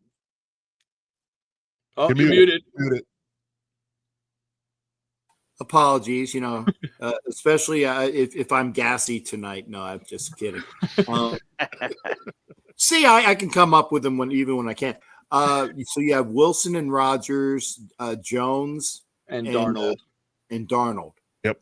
I actually think that that Jones and Darnold have probably the highest up of those people, because the other two guys, first off, they're just old and rickety. And their teams are not all that in the biscuit.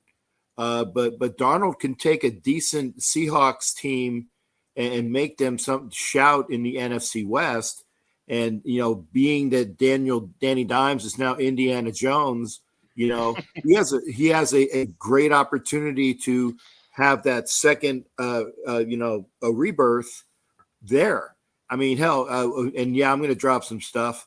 Is the who is Jim Plunkett when he was on the Patriots, and then he went to the Niners, and then he went to the Raiders, and he was backing up Dan Pastorini. But when given the right opportunity with the right team, he's a 2-time Super Bowl winning quarterback and should be in the Hall of Fame. Damn it! It's a matter of getting the right opportunity at the right time, and I think that Jones is still young enough and has a decent presence to do it. And I also think that Darnold, his is what, 15, something like that. Panthers, right. Niners. Yeah, it is. Yeah, thank you. Yeah, damn. You know, and he got paid, and good for him too. So I think that those two guys have an opportunity.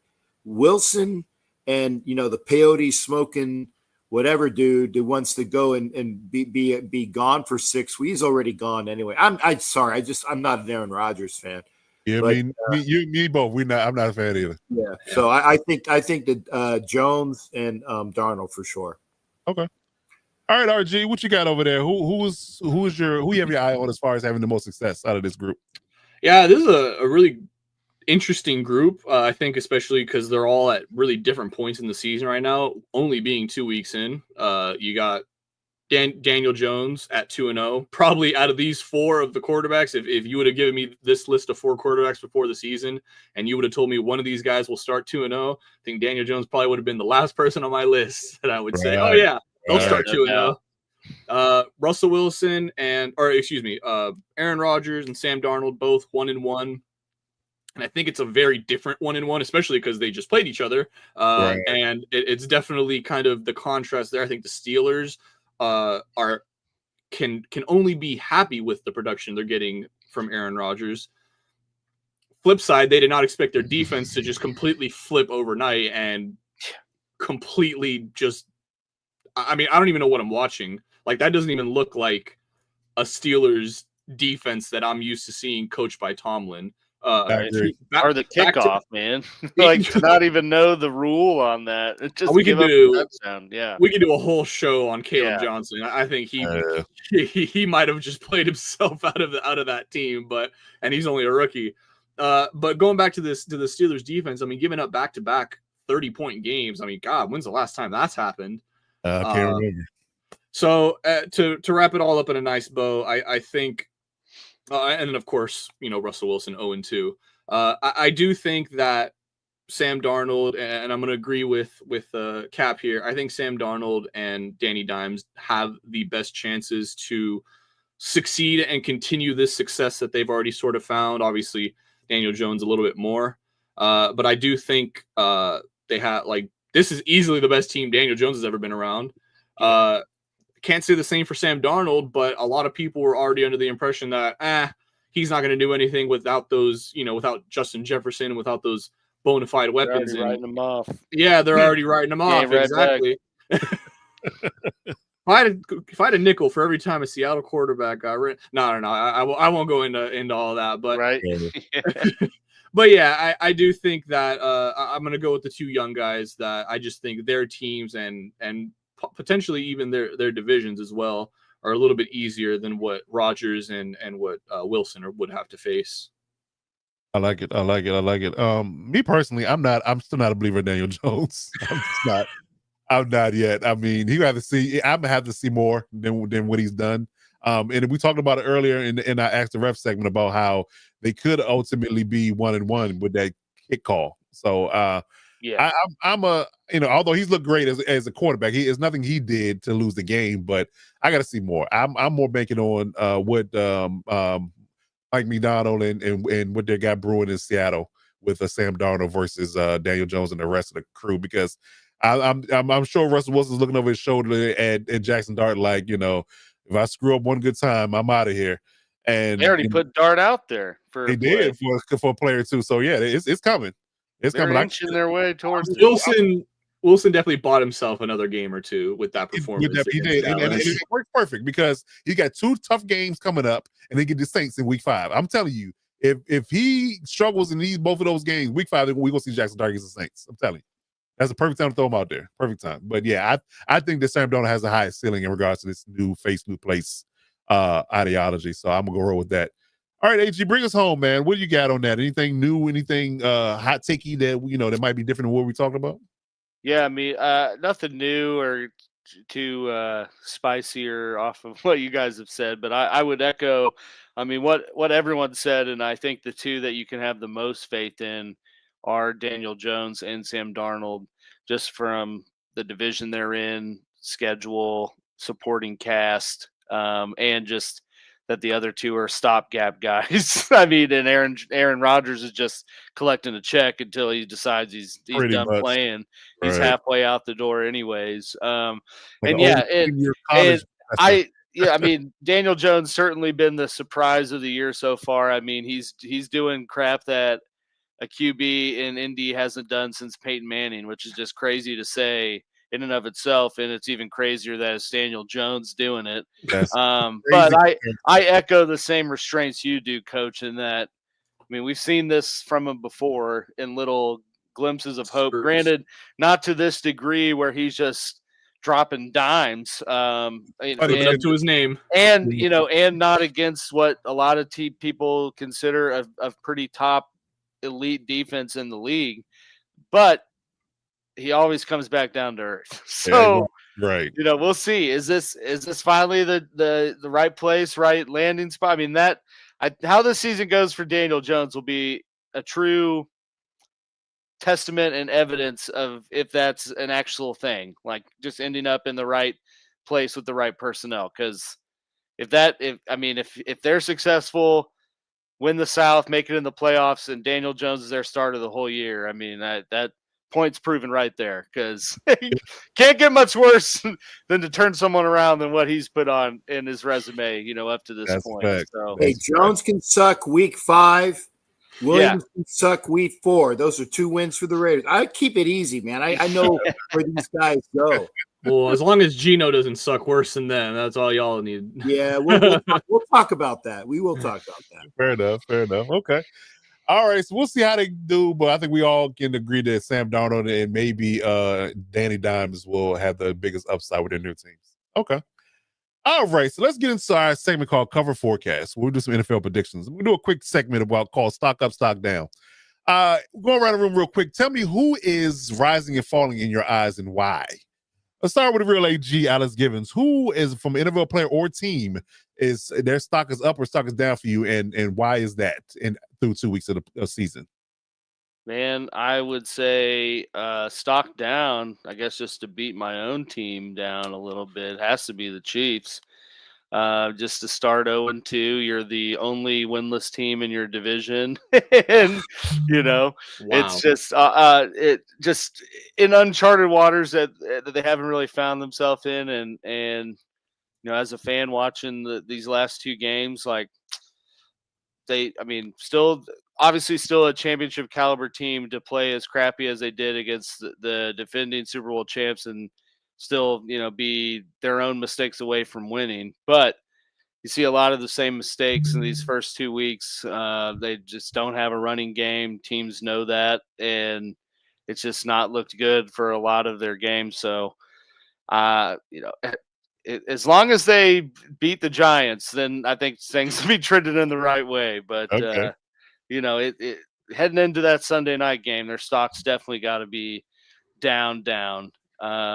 And then I think a team with their stock rising a little bit after week 2 here, I'd have to say, and maybe this is just to point out my own hot take from last week where I did say I thought the Bears would beat the Lions.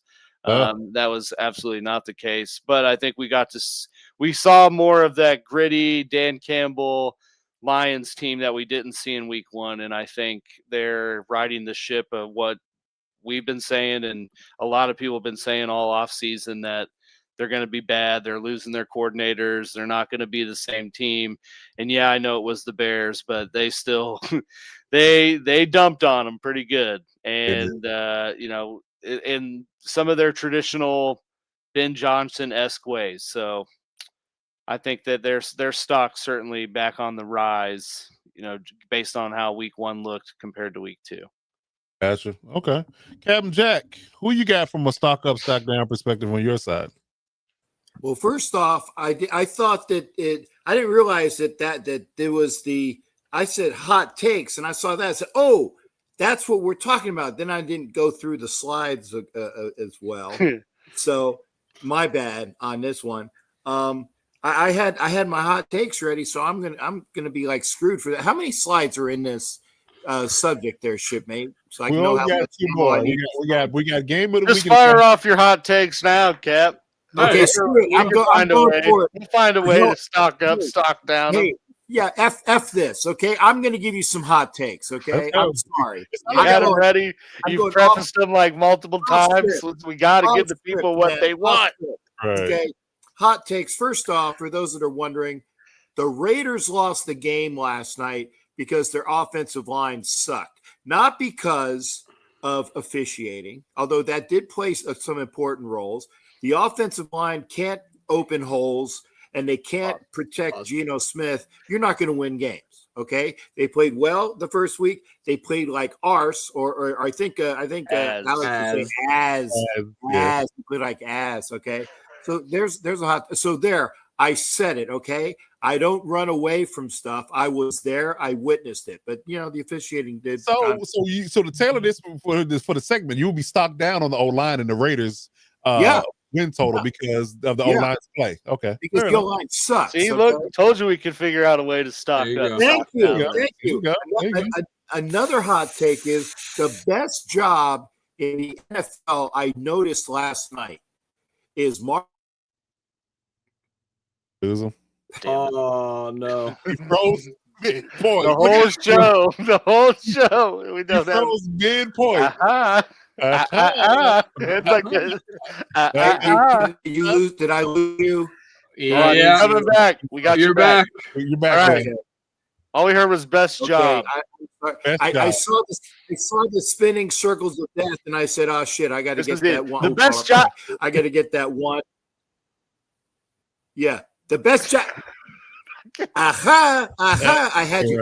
The best job is Marshawn Lynch with a media pass, with the vest, with a camera. Yes. He gets into games for free. He asks the people that take pictures how to do the job, okay?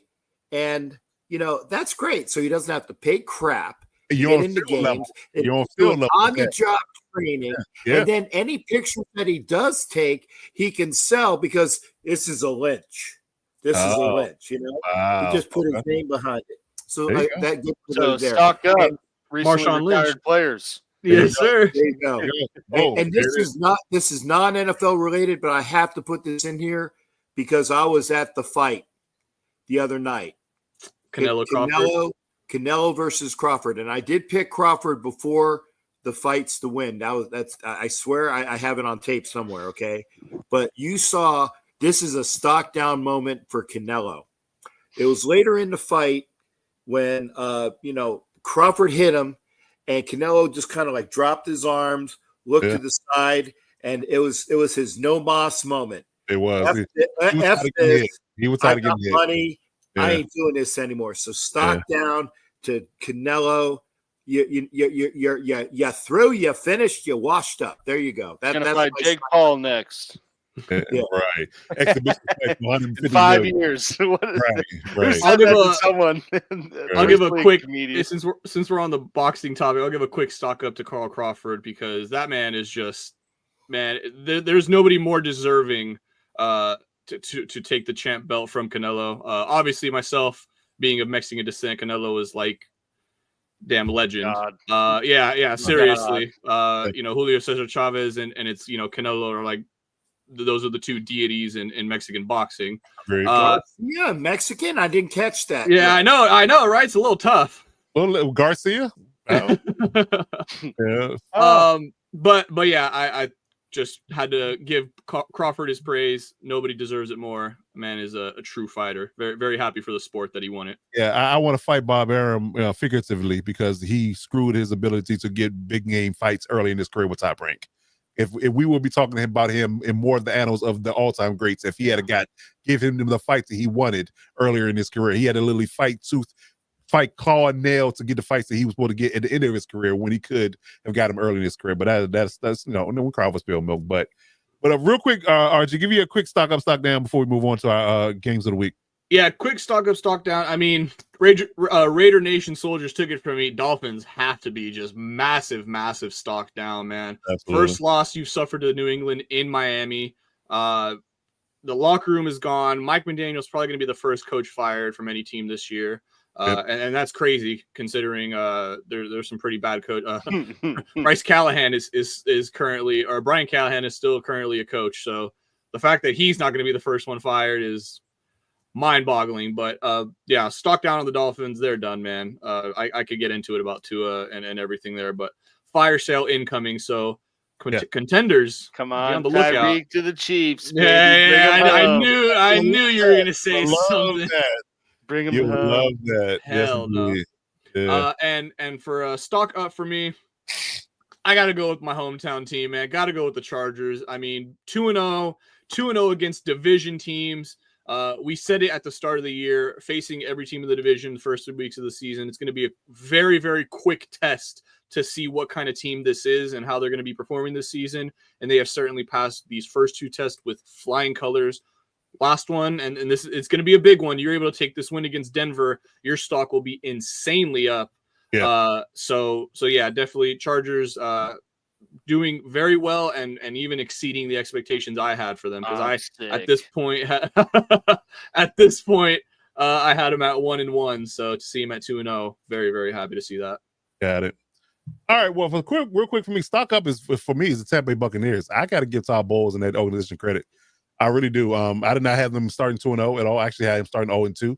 Fake Pirates, get it right. Tampa Bay, fake Pirates. Fake Pirates, according to Cap Jack. I'm sorry. I have to lend my expertise in that regard to the Saudi Pirate. I'm sorry. Yes, sir. But yes, the fake Pirates, and Todd Bowles and crew with Baker Mayfield, they definitely have showed out. Now, we'll say that it's going to be a little roughy sledding with them losing Kalijah Cansey, because he was the heart and soul with him and Vita Vea in that middle of that defense. But outside of that, they're playing really good football, man. And I don't see it not continuing. For sure. I'm definitely looking toward them, maybe, especially with the freaking Panthers disappointing me and breaking my heart. I think that and the Falcons losing their right tackle in their center. So I'm thinking that the Tampa Bay Buccaneers probably take the division again, if I had to predict it right now. So I'm definitely stock up with them. Ironically enough, it's weird for me to say this because they're undefeated, but I think it's a little bit of a stock down for me for the Eagles. I do not like how their offense is running. Even though they're 2-0, I really don't. I think that it's not great. It's not great. Granted, it's still early. Granted, they still have some things to figure out. They're on definitely a new coordinator offensively for sure. But the pass rush to me is still an issue. They still got problems in that department, even with getting Zadarius Smith, who was very good in the run last game, but he wasn't a big time factor in the pass rush. I think their pass rush is a problem. I think the offense is kind of, stalled. A.J. Brown is going to throw a fit here some point soon because he can't get the ball. So, I just don't think you can rely on the tush push of Saquon Barkley for 15 more games, in my opinion. So they're going to have to figure some things out, because they don't. I think they're going to be in for a rude awakening, because quiet as kept, the Rams are quietly winning football games and nobody's paying attention and winning them well. So I think that, and they got to face them this week, I believe. I think the Rams and Eagles do play this week. Yeah. So NFC divisional rematch. Yeah, so they can mess around and get embarrassed in Philly, and this is gonna be a true wake up call. It might be a hot take for me, but it could be a wake up call. And the Rams come there and put belt to ass. I'm telling you, it's gonna be a problem for Philly for sure. Coach, I'm sorry, I have one alibi. You got me totally discombobulated. I did have a hot take to throw on as well. There will be a 2-0 team miss the playoffs, and there will be an 0-2 team make the playoffs. Oh, I like it. Okay. I think I know who your 2-0 team is to miss the playoffs, but I know it's we kind of talked about. Yeah. There you go. I swear that was my hot take for the hot. I like it. Okay, good stuff. All right. So let's predict the games of the week real quickly before we get out of here. We got 4 games on the docket here. Steelers at Patriots, and then ironically, that might be the only team that's favored. That's a road team. But we got that. We got Rams at Eagles. Eagles are favored. Broncos at Chargers, and Lions at Ravens. So, starting with the Steelers and Chiefs, and the Steelers are favored by 1.5 against the Patriots in Gillette Stadium in New England. Who do you have and why, young RG? So I'm taking the Patriots in this one. I think taking 1.5 for the home team, taking that easily. And for a Steelers team that the defense is, I've said it. I said it earlier in the show. This doesn't look like a Mike Tomlin coach defense. It does not. This unit is giving up big play after big play. Special teams are making mental errors. There's just, the offense is great, and Aaron Rodgers, they looked kind of shaky last week, but the week before that they looked pretty solid. But I think the Patriots, they lead the league in sacks currently. that middle of the interior D line where they invested a ton of money in this offseason. It's looking like money well spent so far. It is. Milton is giving people problems out there. Giving people, right? You want to talk about belt to ass? He is belt to assing every running back that he faces. Genty, oh my God, blanking right now. Caleb Johnson. Thank you. Yeah. Yes. Steelers running backs. Oh my God. Yeah. So yeah, I think Ramondre Stevenson, the running game may not be, the running game won't be great for the Patriots, but I think Drake May will lead this team and do enough to lead them to victory. Plus, you're giving me 1.5 at home. I like the Patriots in this one. I don't know, because the run game has been money for people facing the Steelers the first 2 weeks, if you think about it. So it might be even better situation for the Patriots to win by running the football, because it's been a revolving door from a running game perspective for the Steelers in the first 2 weeks, and I don't understand it. I know Derek Harmon hadn't played, but they still got other guys in the middle, Cam Hayward and Keanu Benson, to name a few. I can't understand why they keep getting ran on like this, but they getting dominated in the run game. For Cam Ward to be demanding that money at the beginning, before the season started, and for now for that defense to look as bad as it does, that is not a great look for them at all. No, not at all. Not at all. Yep, Cam Hayward, you got to do something about it, buddy. You definitely got to do something about it. All right, Captain Jack, what you got for the Steelers Patriots game? Well, I got the Chowdas in an ultimate win. Chowda, go Chowda. Okay. Not go Chowda for me, but on this game, go Chowdas. Okay. Right. Patriots, for people that don't know what the Chowdas are. New England clam chowder. That's right. The red or the white? I can never remember that. We got some ignorant people out there if they don't know what a chowder is. Come on.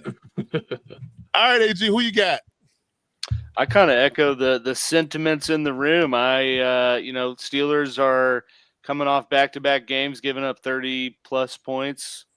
And, I think Patriots are ascending every game at this point, at least from an offensive standpoint. So, yeah, I like the Patriots at home. I'm with you. I'm gonna go 4 for 4. I think the Patriots definitely win at home.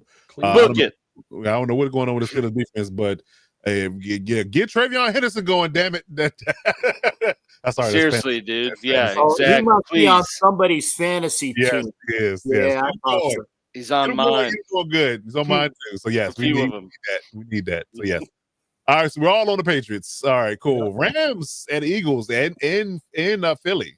And if Philly is favored by 3.5 in this game, we got RG. That's insane. Give me Rams 3.5 easily. This is, I'm just gonna piggyback on. I'm just gonna jump ahead and say I got Rams. I'm not even being a hater, but this is the easiest. You want to make money this week, y'all? Rams 3.5, because even if the Eagles do somehow pull this win out, they are not going to win by more than 3 points. So Rams. I was gonna say no hate, and remember I'm from Philly as a kid, but if you got 3.5, and I think the Rams can actually win.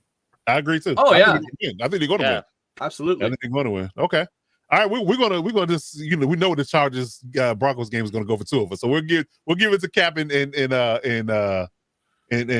AG around who they taking in the Broncos Chargers game. Ooh. You know what? This is obviously tough because I can't stand either friggin' team. This is a tie. Yeah, no. This is the game. I say I root for a neutron bomb so that you wipe out damn and all the fans, but the building stays. So you can go for like a Bane type.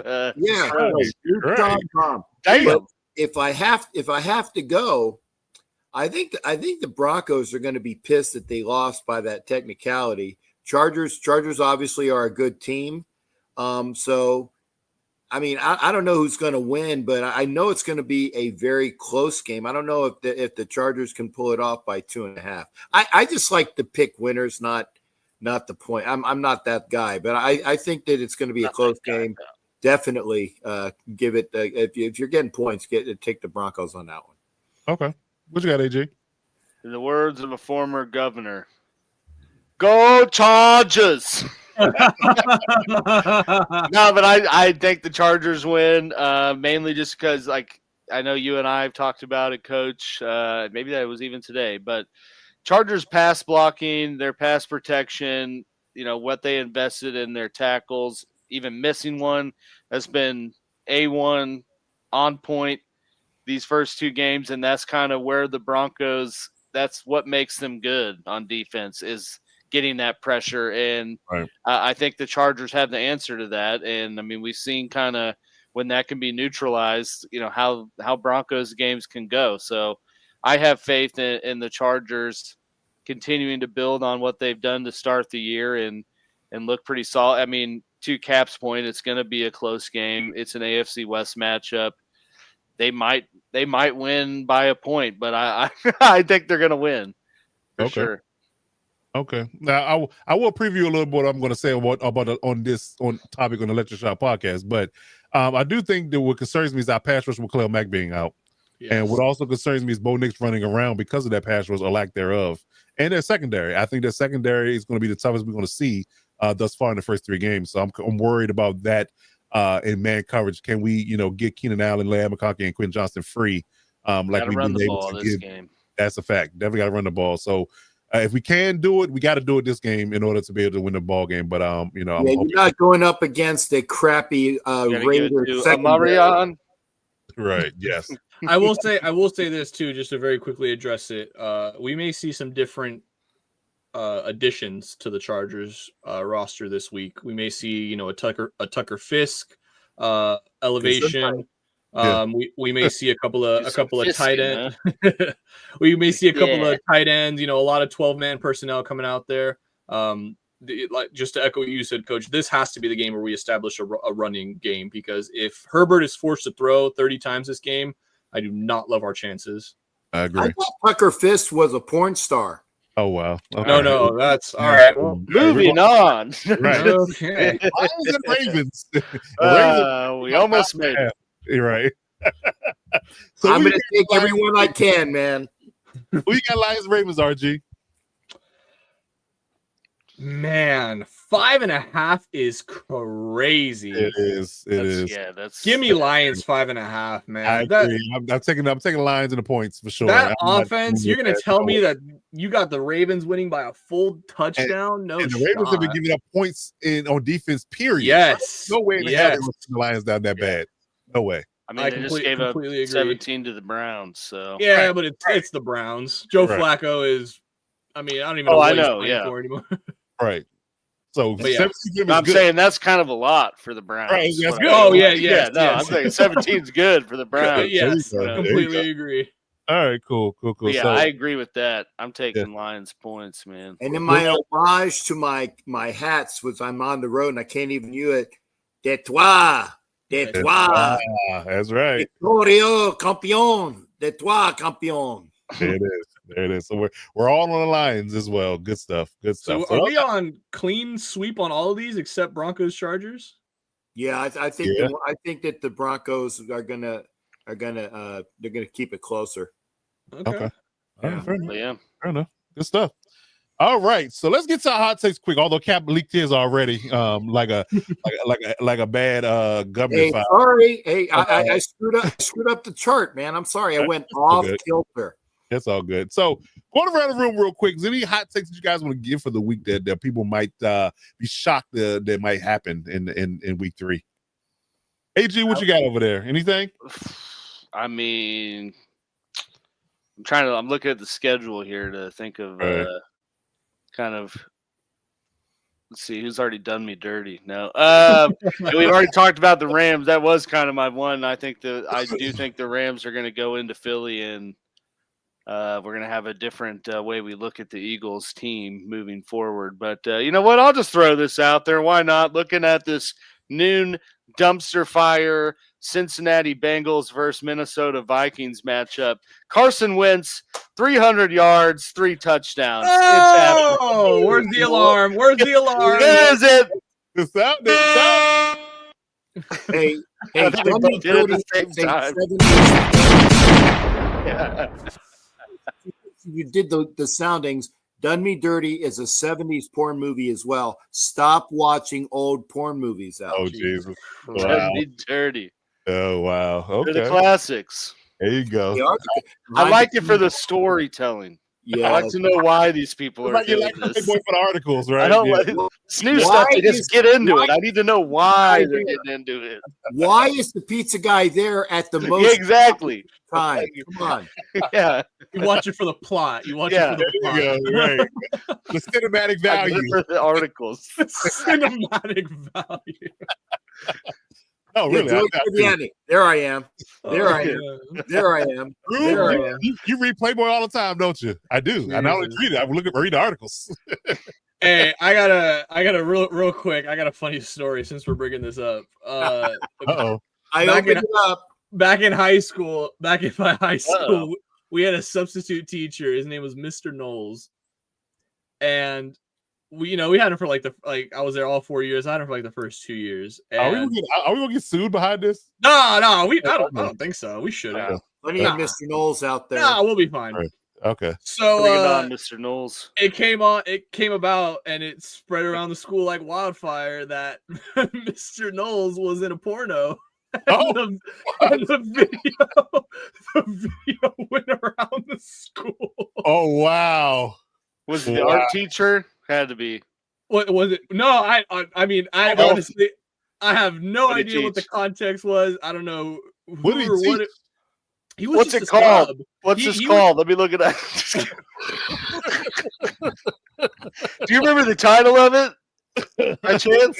Mr. Knowles does Debbie does. Yeah. Oh my god! Oh man. Wow. Okay. All Oh right. my god! I just needed to spill that story. Just it's Oh, that's funny.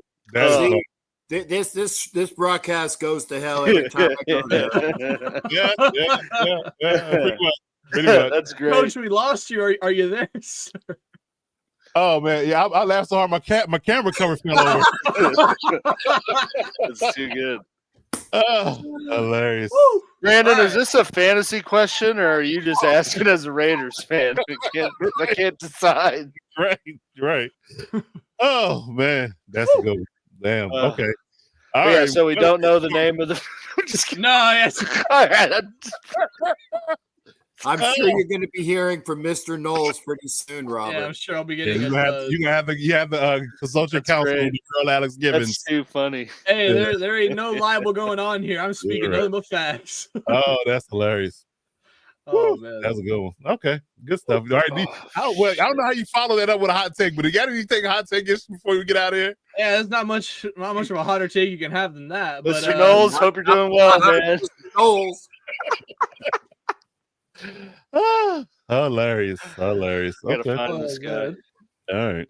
Bring him on next Right. week. I'm gonna mess with Capper here. Marcus Mariota starts for the Commanders and beats the Raiders by 2 touchdowns.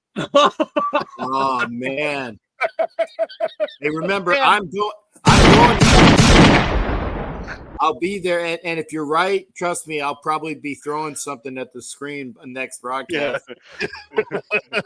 Well, damn, I didn't know we were going just straight wild with it. F it, we'll go crazy with it. Giants upset the Chiefs. Chiefs 0-3. Sorry, Alex. Oh, Wow, Oh, dude. the back of Jackson Dart. All right, you know what? I retract mine. Actually, Herbert 4 picks.